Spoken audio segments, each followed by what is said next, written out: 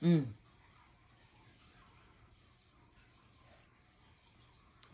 Sao chứ vai lại vai. Ừ. Mà mày vai. Vai chăng? Vai mạnh lại. Mày vai mạnh.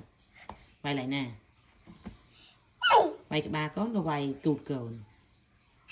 Vai lại nè. Vai lại nè.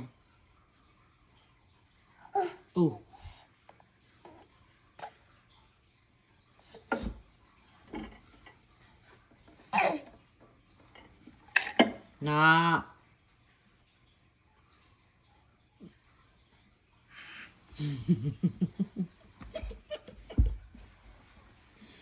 Tại ai? Hả? Phẹp thăm mách. Xông lên con. Con xông lên. Cái mình xông lên.